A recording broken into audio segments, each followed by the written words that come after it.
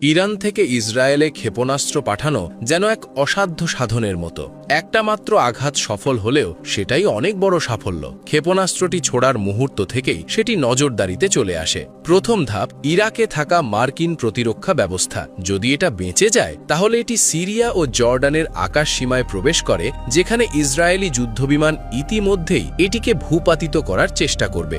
যদি টিকে যায়, জর্ডানও এটিকে ভূপাতিত করার চেষ্টা করতে পারে। এবং এখানেই শেষ নয়, ইসরায়েলের কাছে আসার পর ভূমধ্য সাগরে থাকা যুদ্ধ জাহাজগুলো প্রতিরক্ষায় যোগ দেয়। কিন্তু সবচেয়ে চ্যালেঞ্জ এখানেই, যদি একটি ক্ষেপণাস্ত্র এই সবকিছু পার হয়েও যায় তাহলে এটিকে আরও 5টি প্রতিরক্ষা স্তর ভেদ করতে হয়: অ্যারো, ডেভিড স্লিং, আয়রন ডোম, প্যাট্রিয়ট, থার্ড।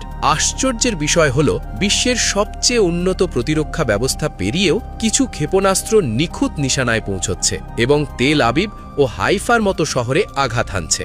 আপনার কি মনে হয়, এটা কি ইসরায়েলের প্রতিরক্ষার দুর্বলতা, নাকি ইরান আরও উন্নত হয়ে উঠছে?